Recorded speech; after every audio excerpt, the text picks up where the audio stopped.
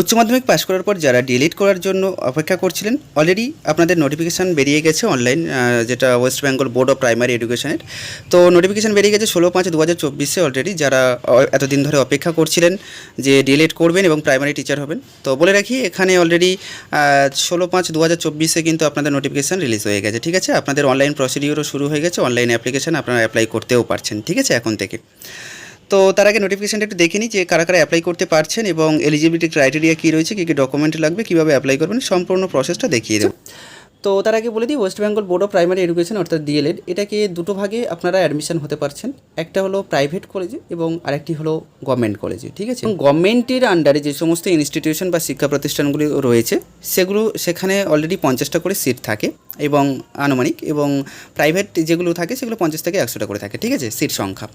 তো রীতিমতো এখানে কারা কারা অ্যাপ্লাই করতে পারছেন, এইচএসসি একটু যারা আশানুরূপ ভালো ফল করেছেন তারা প্রত্যেকেই চান্স পাবেন। ঠিক আছে, তো বলে রাখি ডিএলএড করার জন্য একাডেমিক যে কোয়ালিফিকেশান এবং তার যে ক্রাইটেরিয়া রয়েছে সেটা হলো এইচএস পাস করতে হবে, আপনাকে উচ্চ মাধ্যমিক পাস করতে হবে, সে ওয়েস্ট বেঙ্গল যে কোনো একটি শাখা থেকে হলেও হবে, এবং আপনাকে উচ্চ মাধ্যমিকে অবশ্যই ন্যূনতম 50% মার্কস থাকতে হবে, অর্থাৎ 50% মার্কস নিয়ে পাস করতে হবে। ক্লিয়ার? এবং যারা এসসি এসটি ওবিসি বা এক্স সার্ভিস বা পিএইচ, তাদের ক্ষেত্রে একটু ছাড় রয়েছে, 45। ঠিক আছে, 45% মার্কস পেলে আপনারা কিন্তু ডিএলএড এর জন্য অ্যাপ্লাই করতে পারছেন। ক্লিয়ার?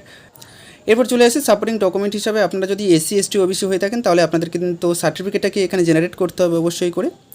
নেক্সট এজ লিমিট কী থাকছে?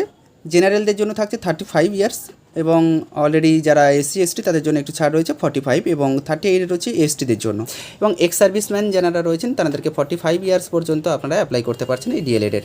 নেক্সট অ্যাপ্লিকেশান প্রসিডিওর, অর্থাৎ আপনাদের কিন্তু এই অনলাইন মোডেই অ্যাপ্লাই করতে হবে, এবং এই অনলাইনে অ্যাপ্লাই করার জন্য যে অফিসিয়াল ওয়েবসাইটটা দেখতে পাচ্ছেন এটা আমি ডেসক্রিপশন বক্সে দিয়ে রাখবো, আপনারা চাইলে সরাসরি সেখান থেকে এখানে চলে আসতে পারবেন, এবং সেখান থেকে আসার পর কীভাবে অনলাইন অ্যাপ্লাই করবেন স্টেপ বাই স্টেপ আমি নেক্সট ভিডিওর মাধ্যমে দেখাবো। ঠিক আছে, নেক্সট ক্যালকুলেশন অফ মেরিট, অর্থাৎ আপনাদেরকে কিন্তু অনলাইন অ্যাপ্লাই করার পর আপনাদের মেরিট লিস্ট বের হবে, সেখানে আপনাদের সবথেকে বেশি যাদের কাট অফ থাকবে, অর্থাৎ বেশি মার্কস থাকবে বা পার্সেন্টেজ থাকবে, তেনাদের নাম কিন্তু আগে থাকবে। ঠিক আছে, তো তেনারা আগে চান্স পাবেন। সুতরাং পার্সেন্টেজ এবং যাদের মার্কস বেশি থাকবে তার উপর ভিত্তি করে মেরিট লিস্ট নিয়োগ করা হবে। নেক্সট ফি স্ট্রাকচার কী থাকছে, যে না আনরিজার্ভ ক্যাটাগরি অর্থাৎ জেনারেল বা এক্স সার্ভিসম্যানদের জন্য 1000 টাকা পে করতে হবে, এবং ওবিসি এ এবং ওবিসি বি ক্যাটাগরিদের জন্য কিন্তু 750 টাকা অনলি পে করতে হচ্ছে, এবং এসসি এসটি বা পিএইচ ক্যাটাগরিদের জন্য 500 টাকা পে করতে হবে। সো এটাই ছিল ডিএলএড এর টোটাল ইনফরমেশান। নেক্সট ভিডিওতে আপনারা কীভাবে অনলাইন অ্যাপ্লাই করবেন ডিএলএড এর জন্য আমি নেক্সট দেখিয়ে দেবো সেখানে। সো আজকে ভিডিওটি এই পর্যন্ত, লাস্ট পর্যন্ত দেখার জন্য আপনাদেরকে অসংখ্য ধন্যবাদ। Thanks for